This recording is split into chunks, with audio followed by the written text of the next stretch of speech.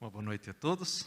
Nós vamos, neste momento, abrir a palavra do Senhor e vamos, sobretudo, ter a oportunidade de continuar estudando mais algumas das afirmações que Jesus fez a respeito da sua própria identidade e daquilo que Ele nos pode ensinar sobre quem verdadeiramente Deus pode ser, Jesus pode ser para nós. O texto que vamos estudar nesta noite encontra-se no Evangelho de João, no capítulo 13, e vamos ler o verso 13. João, capítulo 13, 13.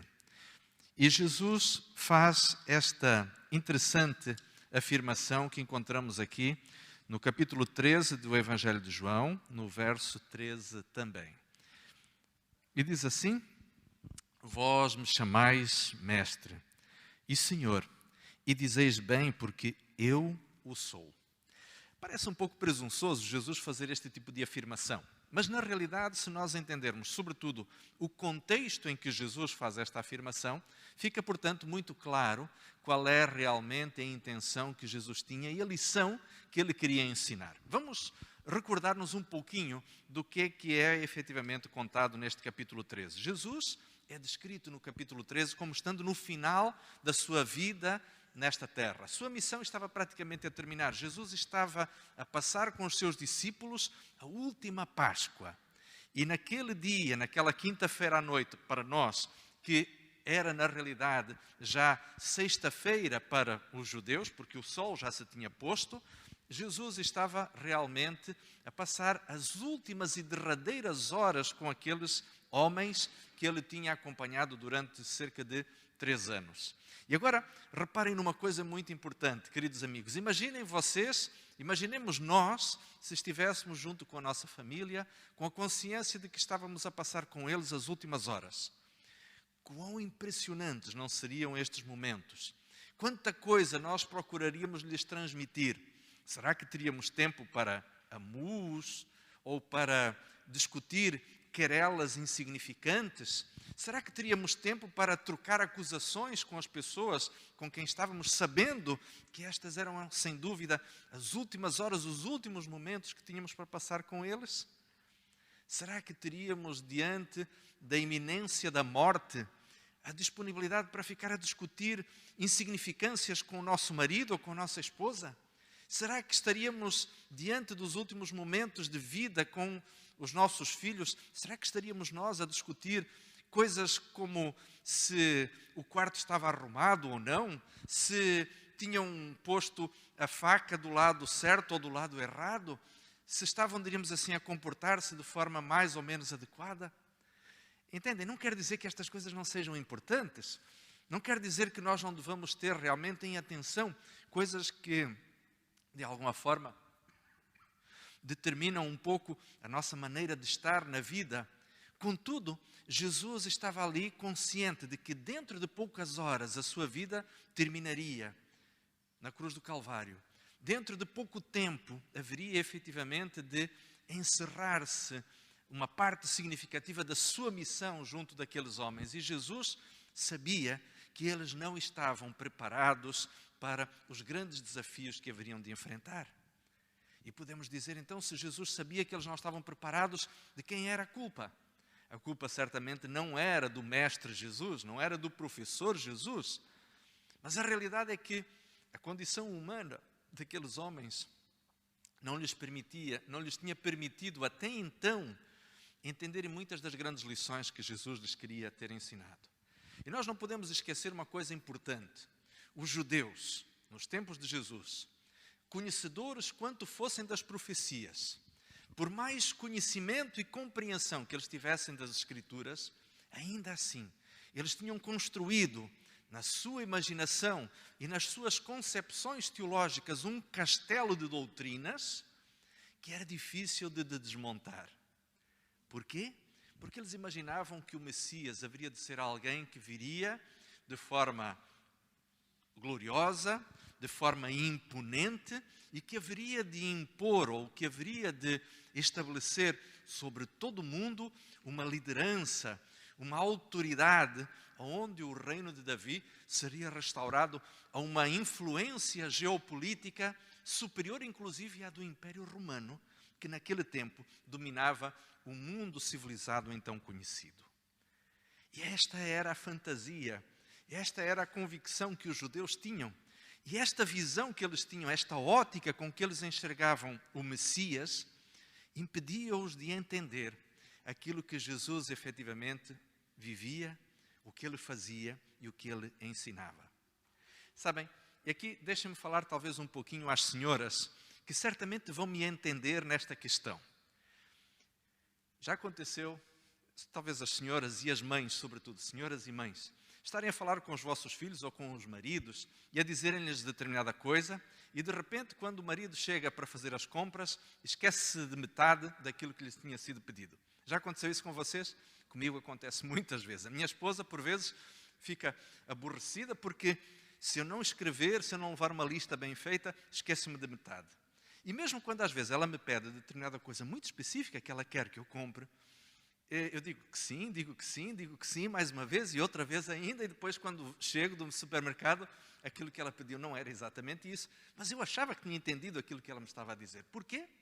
Porque muitas vezes, isto acontece conosco, cidadãos que vivemos em pleno século XXI, e acontecia com os discípulos também, e com muitas pessoas ao longo da história da humanidade.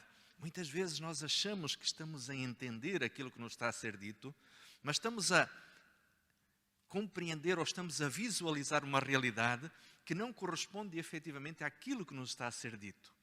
Jesus muitas vezes disse coisas aos seus discípulos que eles achavam que entendiam, mas que na realidade não estavam verdadeiramente a compreender. Esta é a razão pela qual, quando Jesus foi morto na cruz do Calvário, os discípulos ficaram assustados. E quando nós lemos os Evangelhos, percebemos que Jesus por muitas vezes tinha dito: convém que o Filho do Homem seja morto. Ele inclusive chegou a dizer de forma muito explícita no capítulo 12, quando o Filho do Homem for erguido, muitos atrairá a si, ou seja, ele estava a referir-se efetivamente à condição de ser crucificado, de ser colocado num alto da cruz. E várias vezes Jesus falou sobre si como o Cordeiro de Deus que deveria ser sacrificado em favor da própria humanidade. Mas os discípulos não entendiam. E agora então Jesus vai lançar, talvez, vai fazer a aula mais impactante junto com os seus discípulos que eles poderiam imaginar. Jesus está a passar a última refeição com os seus amigos. Os 12 estavam ali presentes. Todos os preparativos tinham sido feitos para aquela Páscoa. Mas alguma coisa tinha sido esquecida. E Jesus, que sempre estaria atento a todos os detalhes, permitiu que aquele detalhe efetivamente fosse esquecido. Não foi providenciado o quê? Um servo para levar os pés aos convidados. O salão tinha sido alugado, a providência em relação ao alimento que deveria ser consumido durante a festa, a celebração da Páscoa, estava todo acautelado, mas tinha sido esquecido o servo. Até as bacias para lavar os pés, a toalha para lavar os pés, para enxugar os pés, a água estava disponível, mas o servo não tinha sido destacado. E então, Jesus percebeu o constrangedor sentimento de desconforto que aqueles homens tinham quando se percebeu que não havia ninguém para lavar os pés aos convidados. E Jesus então permite que algum tempo passe, que o constrangimento se torne notório. Hoje nós temos uma expressão muito engraçada que diz que havia um elefante na sala, mas ninguém assumia que o elefante estava lá. O elefante era efetivamente a ausência do servo para lavar os pés aos participantes daquela celebração. E então Jesus, quando tem a noção clara de que todos estavam constrangedoramente conscientes do desconforto que era a falta do servo, Jesus então faz uma coisa: tira a sua capa, tira a sua túnica, ficando com roupa mais, provavelmente uma túnica menor que ele trazia vestida, enrola-se na toalha da mesma forma que um servo faria, coloca a água na bacia e começa a lavar os pés a um, a outro e a mais outro dos seus discípulos. E quando, nós conhecemos a história, quando Jesus vai lavar os pés a Pedro, ele sente-se indignado. Como poderia ser o seu mestre, aquele a quem ele tanto reverenciava, aquele que ele havia estado disposto a seguir, desde a Galileia até ali, ao sul da Palestina? como é que poderia ser? Ele, que ele considerava como uma pessoa de tão alto vulto, como poderia ser Jesus lavar-lhe os pés a ele? Esta era uma tarefa que só um servo poderia fazer. E não era qualquer servo, porque a Bíblia ensina-nos que, de acordo com a estrutura cultural e social da época, os servos mais velhos de uma casa, que tivessem um estatuto mais elevado dentro da hierarquia dos empregados, estes também não faziam este trabalho. Eram realmente os mais jovens, eram os servos que estavam realmente na base da pirâmide. Vejam, o servo já não era por si só uma pessoa exaltada dentro da sociedade, mas nem os próprios servos entendiam que, adquirindo um certo estatuto na sua condição de empregados numa família, eles ficavam, de alguma maneira, dispensados desta humilhação, porque era um trabalho demasiado simples, demasiado humilhante. Mas o que é que Jesus vai fazer? A pessoa mais fantástica e maravilhosa que este mundo já conheceu, o homem mais nobre, a personalidade mais admirável, o ser mais ilustre que já caminhou sobre este planeta, enrola-se numa toalha, derrama água sobre uma bacia e começa a lavar os pés a cada um dos seus discípulos. Nenhum daqueles homens estava aos pés do virtuosismo moral de Jesus. Nenhum daqueles homens estava à altura das capacidades intelectuais que Jesus tinha. Mas ali está justamente Jesus a lavar os pés aos seus discípulos.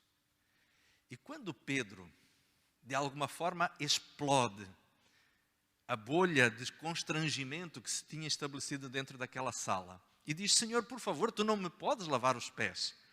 E Jesus então diz-lhe: se eu não te lavar os pés, tu não tens parte comigo.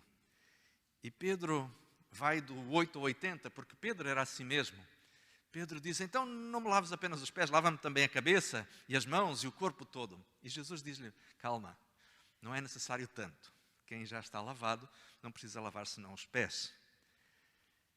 E Jesus vai então terminando de lavar os pés a cada um dos seus discípulos. E então, quando termina a tarefa, Jesus, ao depor os utensílios, ao voltar novamente a vestir a sua roupa, ao readmitir novamente a sua posição diante dos discípulos em termos humanos, ele então agora diz: vocês entendem o que eu acabei de fazer?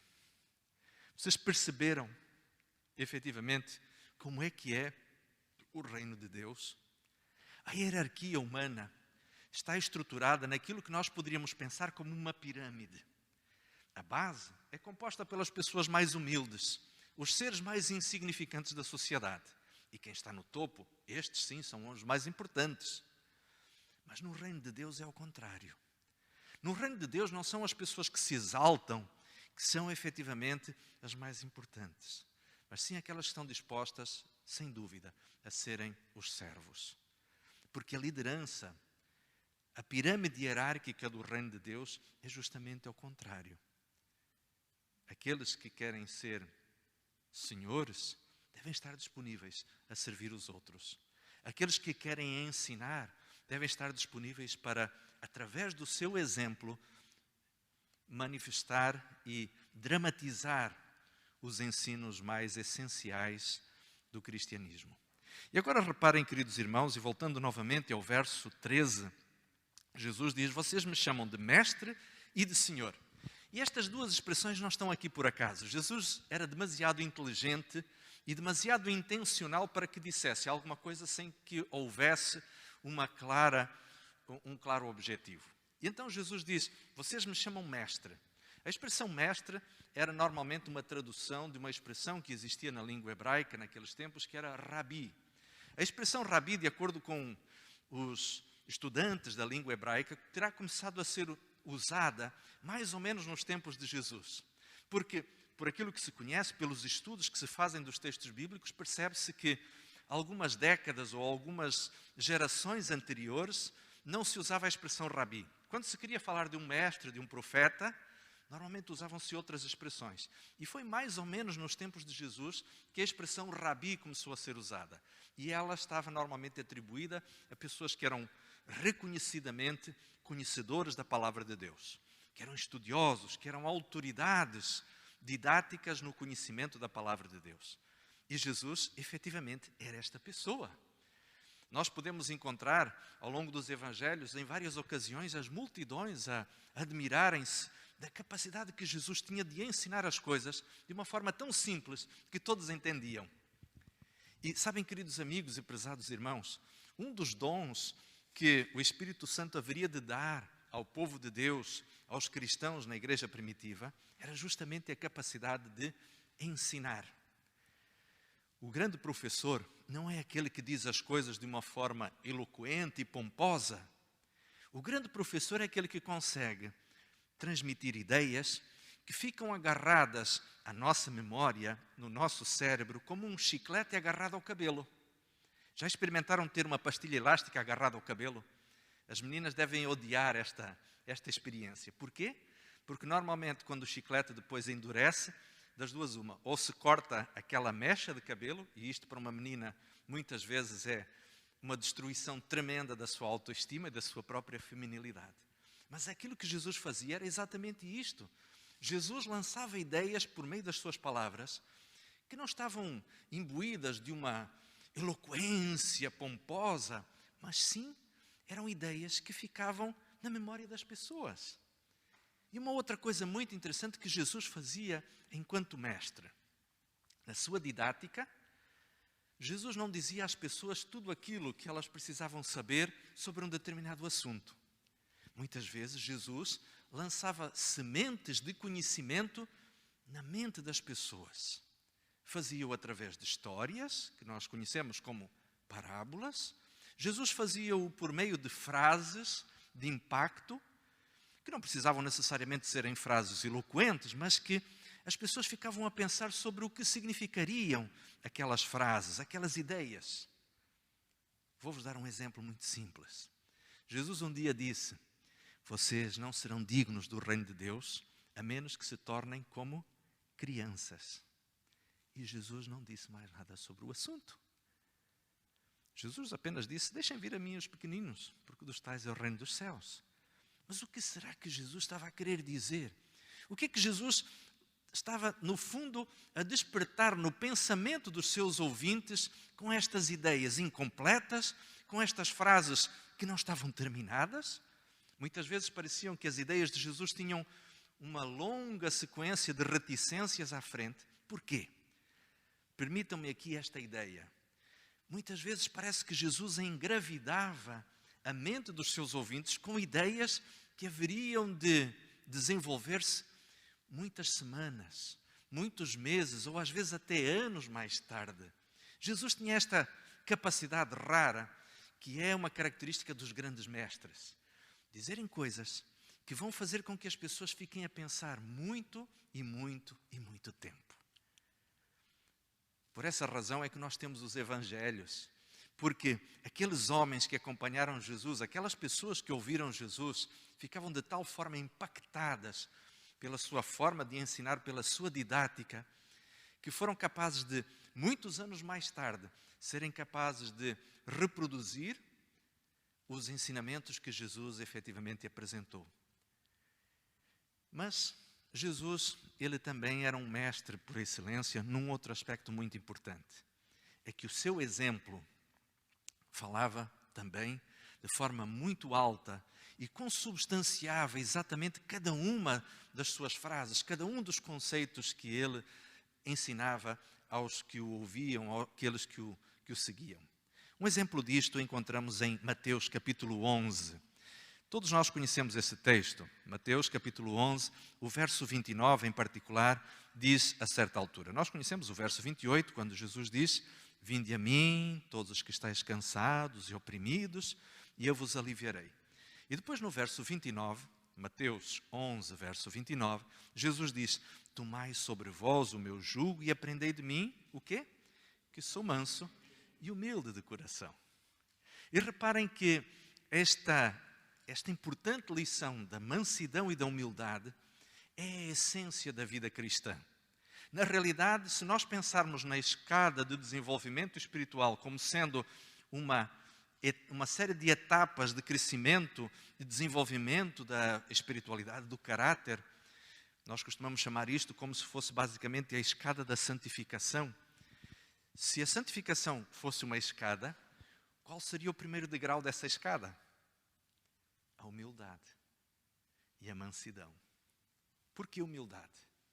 Porque a humildade consiste efetivamente na nossa capacidade de entendermos que somos incapazes. E pode parecer uma contradição, mas é, na realidade, uma virtude aquela pessoa que reconhece que é incapaz de vencer o pecado por ela mesma. Reparem qual foi a primeira bem-aventurança que Jesus pronunciou no famoso discurso da montanha, lá em Mateus capítulo 5, no verso 3. Jesus disse: felizes os que têm a consciência que são pobres de espírito, ou bem-aventurados os pobres de espírito, porque deles é o reino dos céus. Meus queridos irmãos e amigos, infelizmente, muitos cristãos têm estagnado na sua vivência espiritual porque não conseguem passar do primeiro degrau, o degrau da humildade, o degrau em que é necessário reconhecer que nós não somos capazes, que nós não conseguimos por nós mesmos, que não são as nossas capacidades adquiridas ou com as quais nascemos que são capazes de fazer com que nós, de fato, estejamos em condições de desenvolver as características que nos habilitarão a ser semelhantes a Jesus. E quando não somos capazes de entender a nossa absoluta necessidade e dependência de um Deus que tem uma força e que tem uma capacidade de agir no nosso coração que nós mesmos não possuímos, por mais disciplinados, por mais equilibrados, por mais determinados que sejamos, nós não conseguimos. Existem áreas que nem a mais régia e férrea força de vontade consegue transformar. Há uns anos atrás, o meu irmão comentou comigo uma coisa muito interessante. Muitos dos irmãos conhecem o pastor Daniel Bastos, e ele usava um exemplo de um famoso ator que também era halterofilista e que era conhecido por ter uma fantástica forma física. E o meu irmão comentava dizendo que este senhor, que durante várias décadas foi, enfim, um ator bastante famoso, ele dizia: este homem, já bastante avançado em idade, resolveu começar a tomar algum condicionamento físico e conseguiu. Rapidamente ele voltou a uma forma física impressionante, semelhante a quando era muito jovem. Mas, por outro lado, existia uma fraqueza muito grande no seu caráter que tinha que ver com as mulheres. E diz que houve uma ocasião em que foi escândalo público nos Estados Unidos o fato de ele ter, diríamos assim, traído a esposa com a babá dos seus filhos. E comentava, portanto, o meu irmão isto. Interessante, uma pessoa tão disciplinada numa área, mas tão fraca na outra. No fundo, meus queridos irmãos, esta é mais ou menos a nossa realidade global em termos de humanidade. Podemos ter pontos fracos, mas existem outros onde nós, de fato, somos fracos. Nós temos sempre um ponto cego na nossa própria espiritualidade, na nossa própria situação de vida. Esta é a razão pela qual uma das coisas que o Espírito Santo faz na nossa vida é mostrar-nos os aspectos negativos da nossa própria personalidade, do nosso caráter, que precisam ser transformados. E o interessante é que às vezes nós não conseguimos perceber isto e tem que ser só o Espírito Santo a nos dizer. Mas não esqueçamos que Jesus nos apresenta aqui também o exemplo da mansidão. Ele se nos apresenta como um exemplo de humildade e de mansidão. E reparem, é importante sermos humildes, mas é igualmente importante também sermos mansos. A mansidão tem que ver com a condição de nós permitirmos, sem dúvida, que Deus faça em nós o seu trabalho. Os irmãos seriam incapazes de imaginar hoje alguém ser operado a sangue frio. Imaginem, por exemplo, uma pessoa que precisasse fazer uma simples operação à apendicite. Eu digo simples porque acredito que para muitos médicos cirurgiões isto possa ser uma operação relativamente simples. Mas imaginem a fazerem-na a sangue frio. da pessoa sentir o bisturi ali a rasgar-lhe o abdômen e a mexer-lhe ali na parte extrema dos intestinos, deve ser algo excruciante, imagino eu, não é, Emanuel? Deve ser alguma coisa terrível. Mas a Bíblia mostra-nos que, em certo sentido, Deus está disponível a dar-nos uma anestesia que poderíamos chamar de mansidão, que permite que Deus faça na nossa vida a transformação que nós realmente precisamos. Poderíamos comparar a mansidão àquilo que é o efeito da anestesia geral para que o cirurgião possa fazer o seu trabalho quando uma pessoa está na mesa de operações, no bloco operatório. Isto é importante, isto é absolutamente necessário. E reparem, Jesus, ele foi um exemplo de mansidão. Quando Jesus estava agonizante no jardim do Getsemane e que por 3 vezes orou, suplicando ao Pai que passasse dele aquele cálice, por fim, qual é a afirmação de Jesus? Não se faça a minha vontade, mas sim a tua. Ou seja, Jesus esteve disposto a submeter-se. Isto é mansidão. Nós não estamos a falar de passividade, daquela pessoa que é humilhada por todos, daquela pessoa que é maltratada por todos e que não reage porque é covarde, porque não tem autoestima suficiente para fazer aparecer diante dos outros os seus sentimentos e expor as suas necessidades diante das outras pessoas com a legitimidade com que ela merece ser tratada. Mas estamos a falar da capacidade realmente de permitir que Deus faça na nossa vida aquilo que é realmente a sua vontade. Isto é mansidão. Isto é efetivamente aquilo que Jesus nos ensina. Mas voltando novamente a João capítulo 13, verso 13, nós encontramos Jesus dizendo aos seus discípulos que Ele também é Senhor. A expressão que é usada no Novo Testamento para a palavra Senhor é uma palavra interessante. Nós sabemos que a língua grega não era propriamente uma língua vocacionada para expressar ideias espirituais. Quando nós encontramos a palavra Senhor no Antigo Testamento, podemos imaginar que esta expressão está associada normalmente à ideia de Jeová, aquele nome sublime, aquele nome sagrado que era atribuído pelos judeus a Deus. Tanto assim que este nome era tão sagrado que os hebreus normalmente até o substituíam por uma outra palavra que eles consideravam igualmente digna, mas não tão cheia de significado espiritual, que era a palavra Elohim, que quer dizer justamente também Senhor. E quando Jesus, no Novo Testamento, usava a palavra Senhor, por vezes, de acordo com o contexto, poderíamos imaginar que esta expressão aludia justamente ao nome mais sagrado de Deus, aquilo que nós hoje conheceríamos como o termo Jeová. E nós podemos imaginar que Jesus estava ali a afirmar claramente a sua divindade. Mas existe aqui também um outro aspecto, e nós temos que entender que Jesus, ao falar com os seus discípulos, estava a falar em aramaico, em hebraico, portanto, e quando a Bíblia, o Novo Testamento foi escrito, já foi escrito numa outra língua, que era diferente da língua que Jesus falou. Portanto, nós não sabemos exatamente quando Jesus disse o que disse em João capítulo 13, verso 13, não sabemos exatamente qual foi a palavra hebraica que Jesus usou. Mas uma coisa nós sabemos, é que, independentemente se Jesus estava a aludir à palavra que tinha que ver com a afirmação da sua divindade, ou se Jesus estava a usar a expressão como apresentando-se como Senhor, como proprietário, como chefe, como dono de empregados, porque esta também era uma outra expressão que estava associada àquela ideia de Senhor, o patrão, também faria todo o sentido, porque Jesus, ele estava a fazer algo, diríamos assim, impressionante quando lavou os pés aos seus discípulos. Ele, que poderia muito bem ser o patrão, ele estava a fazer o trabalho do servo mais humilde dentre os servos. E este também não deixa de ser um poderoso exemplo que nos ensina a respeito de quem realmente Jesus pode ser para nós. E melhor do que Paulo disse isto, ou expressou estas ideias, eu não consigo encontrar na Bíblia um paralelo para esta forma de expressar a grandiosidade de Deus, aliás, a grandiosidade de Jesus, como aquela que nós encontramos na descrição de Filipenses, capítulo 2, do verso 5 até ao verso 10. Filipenses, capítulo 2, do verso 2 ao verso 10. Paulo diz assim, isto, diríamos assim, é monumental. É algo, diríamos assim, é uma descrição fantástica que Paulo faz.